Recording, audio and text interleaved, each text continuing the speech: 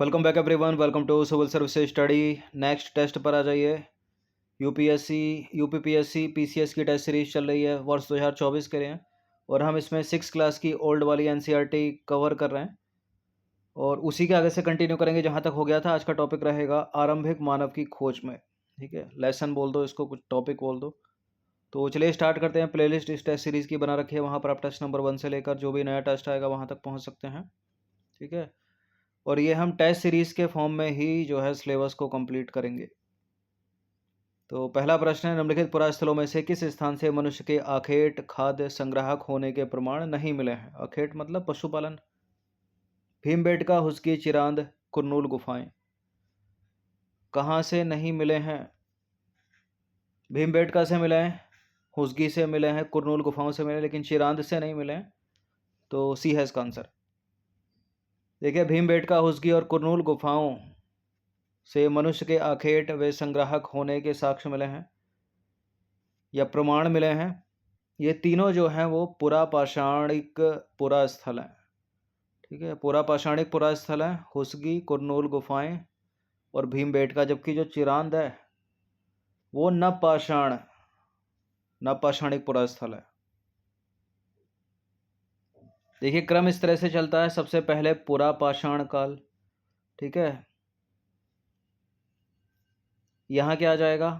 पुरापाषाण काल, पाषाण काल, ठीक है, या इसको मध्य पाषाण काल भी कहते हैं। और इसके बाद आ गया नवपाषाण काल, और उसके भी बाद अगर पूछ ले तो महापाषाण, जो हाल ही का है।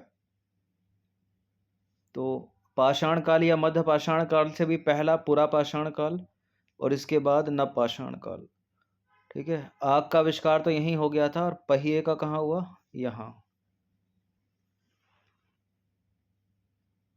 क्वेश्चन नंबर 2 पर आ जाइए। निम्नलिखित पुरास्थलों में से कौन से नवपाषाणिक पुरास्थल हैं? ठीक है, नवपाषाणिक पुरास्थल यानी पुरापाषाण, मध्य पाषाण या पाषाण और नवपाषाण, यानी इसको पूछ रहा है। मेहरगढ़ पाकिस्तान बलूचिस्तान, बुर्ज होम जम्मू कश्मीर का, महागढ़ा, कोल्डी हवा उत्तर प्रदेश और दाऊजली हेंडिंग पश्चिम बंगाल, ये सारे के सारे नवपाषाणिक पुरास्थल हैं। तो इसका आंसर हो जाएगा डी 1 2 3 4 5। तो उपयुक्त सभी नवपाषाणिक पुरास्थल हैं ये। देखिए, जितने भी ये टेस्ट हैं इन सभी की PDF टेस्ट सीरीज आप प्राप्त कर सकते हो, जिसमें मिलेंगे 100 प्रश्न। वो मिलेगा आपको पेड टेलीग्राम ग्रुप में। ये नंबर इस पर कॉल या व्हाट्सएप करके आप ज्वाइन कर सकते हैं। क्वेश्चन नंबर 3 पर आ जाइए। पुरापाषाण कालीन पाषाण औजारों के निर्माण के संदर्भ में निम्नलिखित कथनों पर विचार करेंगे। ठीक है, यानी इसकी बात हो रही है। देखिए, पत्थर के इन औजारों के बनाए जाने का स्थान उद्योग स्थल यानी फैक्ट्री साइट्स कहलाता है और पत्थर के इन औजारों के निर्माण में प्रयोग की जाने वाली तकनीक को दबाव सल्क तकनीक कहा जाता था। कौन सा सही है इसमें? बिल्कुल, ये दोनों के दोनों सही हैं, सी है इसका आंसर। देखिए, पुरापाषाण काल में पत्थर के औजार बनाए जाने के स्थान को उद्योग स्थल कहते हैं। कभी कभी लोग इन स्थलों पर अधिक समय तक रहा करते थे। पाषाण उपकरण निर्माण हेतु 2 तकनीकों का प्रयोग होता था। पहली तकनीक, दूसरी तकनीक। पहली तकनीक, इसको पत्थर से पत्थर टकराना कहा जाता है। इसमें एक पत्थर को हाथ में पकड़कर दूसरे पत्थर से हथौड़ी की तरह चोट करके सल्क निकाले जाते थे। और दूसरी तकनीक क्या है? इसको दबाव सल्क तकनीक कहा जाता है। इसमें क्रोड को एक स्थिर सतह पर टिका देते हैं और इस क्रोड पर हड्डी या पत्थर रखकर उस पर हथौड़ी नुमा पत्थर से सल्क निकाले जाते थे। नंबर 4 पर आ जाइए। निम्नलिखित में से राख के साक्ष्य किस पुरापाषाणिक स्थल से मिले हैं? भीमबेटका की गुफाएं, कुरनूल गुफाएं, कोल्डी हवा, हुस्गी। राख के साक्ष्य किस पुरापाषाणिक स्थल से मिला है? अगर इनमें कोई नवपाषाणिक स्थल होगा तो वैसे ही एलिमिनेट हो जाएगा। कुरनूल गुफा से मिले हैं, यानी बी है इसका आंसर। कुरनूल गुफा से राख के अवशेष मिले हैं। इससे स्पष्ट होता है कि पुरापाषाणिक आरंभिक लोग आग से परिचित थे। तो आग का आविष्कार पुरापाषाण काल में, ठीक है, या पाषाण काल उसको बोल देते हैं, और पहिए का नवपाषाण में। स्कूल में पढ़ा होगा आपने छोटी क्लासों में। क्वेश्चन नंबर 5 पर आ जाइए। मध्य पाषाण युग में जलवायु परिवर्तन से आए नए बदलावों के संदर्भ में निम्नलिखित कथनों पर विचार कीजिए। बदलावों से तापमान में वृद्धि हुई और घास के मैदान विकसित होने लगे। इसी काल में मछली भोजन का महत्वपूर्ण स्रोत बनी। गेहूं, जौ, धान जैसे अनाज प्राकृतिक रूप से उगने लगे थे। कौन सा इसमें सही है? मध्य पाषाण काल की बात हो रही है।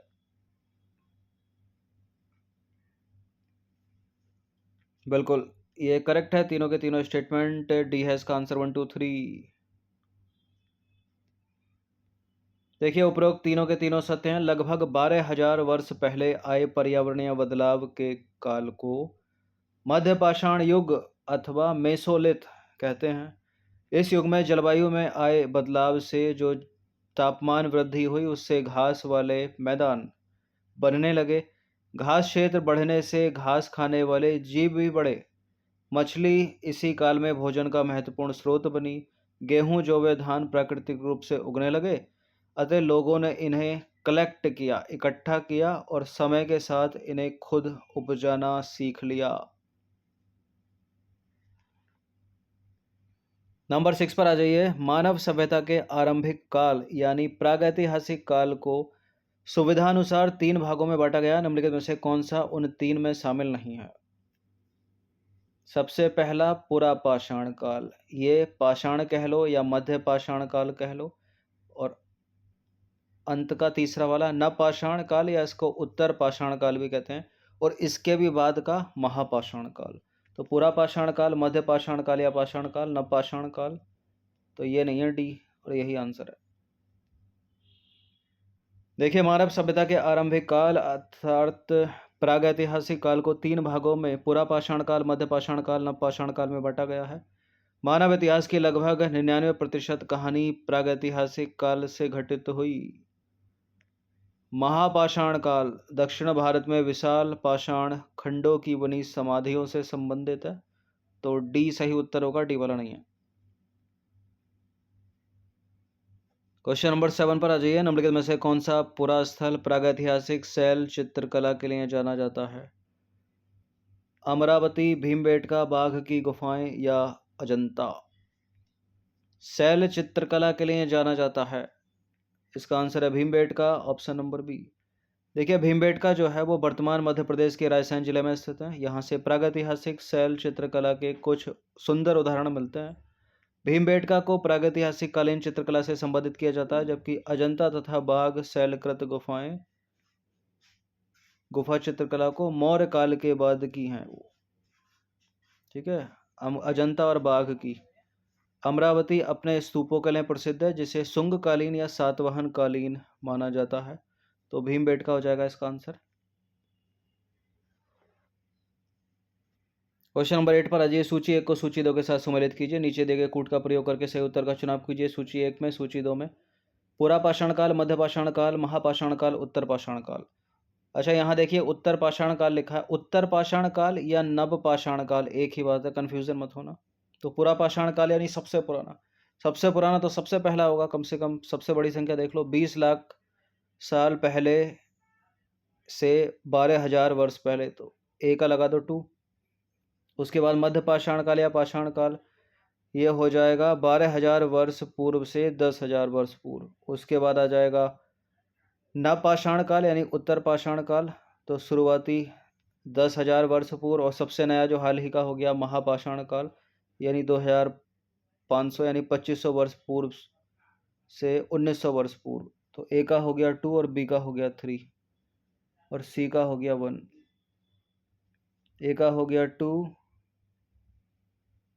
बी का हो गया 3, सी का हो गया 4 और डी का हो गया 1।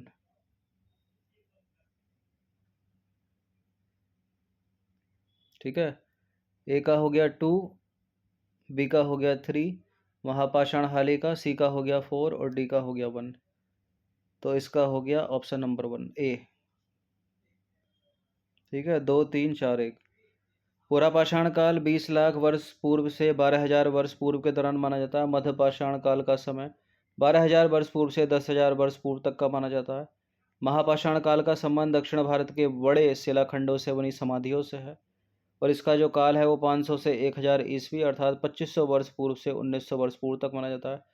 उत्तर पाषाण या नव पाषाण एक ही बात है, इसकी शुरुआत लगभग 10,000 वर्ष पहले हुई।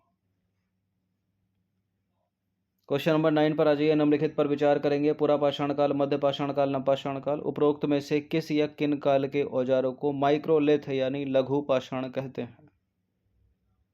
माइक्रोलिथ या लघु पाषाण कहते हैं पाषाण काल के हथियारों को, यानी मध्य पाषाण काल। बी है इसका आंसर, तो केवल 2।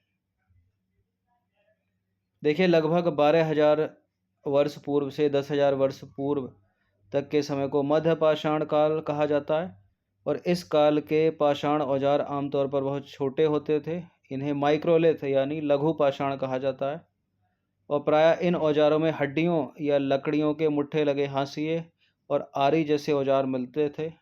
साथ साथ पुरा पाषाण युग वाले औजार भी इस दौरान बनाए जाते रहे।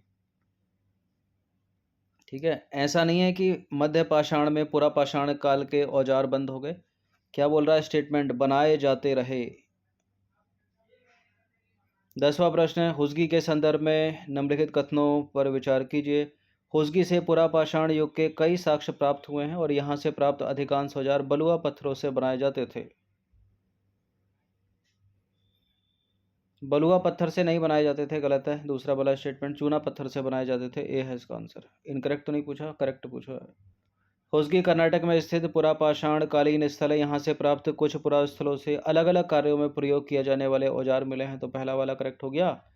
होसगी में अधिकांश औजार चूना पत्थरों से बनाए जाते थे, ना कि बलुआ पत्थर से, तो दूसरा वाला स्टेटमेंट इनकरेक्ट हो गया। 11वां प्रश्न है, भारत में शतुरमुर्ग के साक्ष्यों के संदर्भ में निम्नलिखित कथनों पर विचार कीजिए। भारत में शतुरमुर्ग के होने के प्राचीनतम प्रमाण नवपाषाण युग से प्राप्त हुए हैं। आंध्र प्रदेश के पटने नामक पुरास्थल से शतुरमुर्ग के अंडे के अवशेष मिले हैं। प्रागैतिहासिक काल में शतुरमुर्ग के अंडों के छिलकों पर चित्रांकन और इनमें मनके बनाए जाने के प्रमाण मिले हैं। कौन सा इसमें सही होगा? देखिए, भारत में शतुरमुर्ग के होने के प्राचीनतम प्रमाण नवपाषाण युग से प्राप्त नहीं हुए, गलत है। और आंध्र प्रदेश भी गलत है। यहाँ पर केवल तीसरा वाला स्टेटमेंट सही हो जाएगा, तो इसका आंसर हो जाएगा केवल 3C। भारत में शतुरमुर्ग के होने के प्राचीनतम प्रमाण मिले हैं पुरापाषाण काल से, न कि नवपाषाण से। ये अवशेष पटने नामक पुरास्थल से मिले हैं, जो महाराष्ट्र में स्थित है, न कि आंध्र प्रदेश में। तो पहला दूसरा इनकरेक्ट हो गया। तीसरा करेक्ट है, इनके अंडों के छिलकों पर चित्रांकन और इनसे मनके बनाने का प्रमाण भी मिलता है, तो तीसरा वाला यहाँ पर करेक्ट है। और हाल ही में 25,000 वर्ष पुराने शतुरमुर्ग के अंडों के जो सेल हैं वो राजस्थान के बूंदी से भी प्राप्त हुए हैं, राजस्थान के बूंदी से। तो यहाँ पहला और दूसरा गलत है, तीसरा वाला स्टेटमेंट सही है। पटने कर्नाटक में है और भारत में शतुरमुर्ग के होने के प्राचीनतम प्रमाण नवपाषाण युग से नहीं बल्कि मिले पूरा पाषाण युग से। तो ये टॉपिक समाप्त हो जाता है आरंभिक मानव की खोज में इंपॉर्टेंट 11 प्रश्न से। इनकी प्रैक्टिस कर लीजिएगा। ये नंबर है, इस पर कॉल या व्हाट्सएप करके आप फुल टेस्ट PDF सीरीज़ प्राप्त कर सकते हो। ये सीरीज़ कंटिन्यू चलती रहेगी, इसका लाभ उठाते रहिए। धन्यवाद।